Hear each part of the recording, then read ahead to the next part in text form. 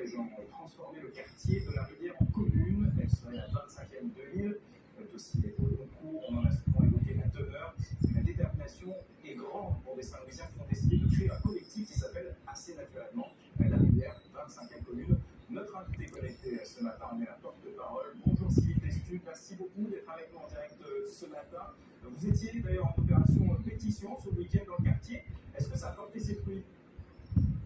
Écoutez, oui, parce que la population a été très à l'écoute et la population a eu comme un regard d'espoir, parce qu'ils n'espéraient plus qu'il y avait encore ce mouvement. En tout cas, on demande de la création de la 25e commune et on a obtenu une centaine de signatures donc en 2 heures.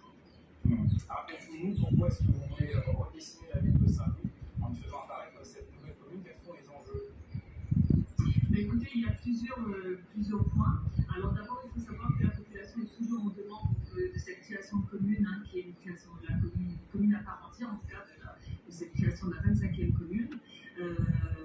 D'autre part, on sait que les fonds de la commune est à nouveau positif.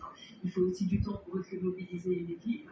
Et c'est surtout qu'il faut savoir qu'à la Rivière Saint-Louis, on a toujours manqué d'infrastructures pour les jeunes, notamment sportives. La rivière, la piscine elle est très longtemps fermée.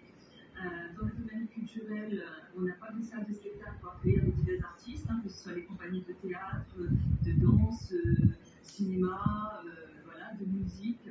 Et c'est vrai que nous sommes vraiment motivés à développer tout ça sur la rivière pour la jeunesse, la jeunesse riviéroise. On a aussi beaucoup subi des différences de traitement avec la ville de Saint-Louis.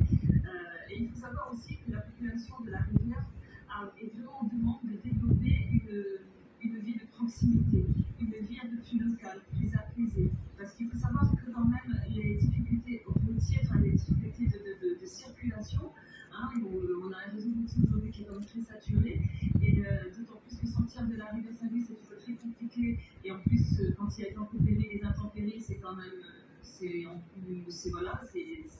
davantage compliqué parce qu'on a le radier du Wapi qui est complètement englouti, et puis le radier du Gol, et on a plus de route pour aller sur Saint-Louis, sur Saint-Pierre. Donc il faut savoir que la population de la rivière est vraiment en demande aujourd'hui, elle est vraiment déterminée et a vraiment envie que les choses s'améliorent et qu'il y ait une gestion plus facile de la crise. Voilà.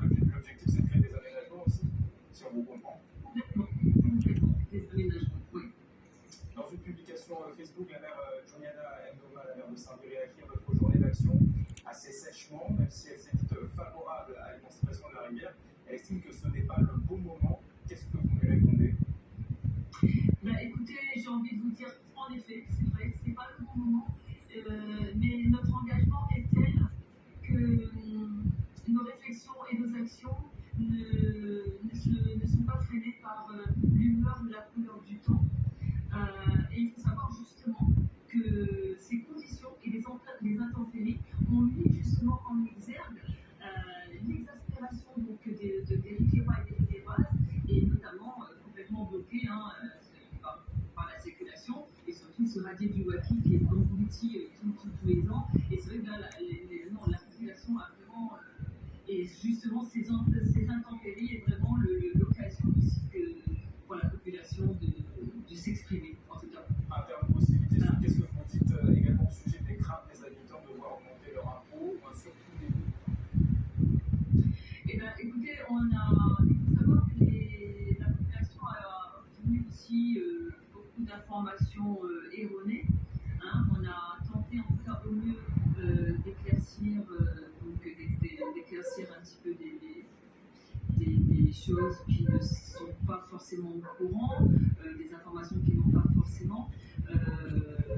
Augmentation des impôts, ce n'est pas le cas. Je crois que dans un communiqué, M.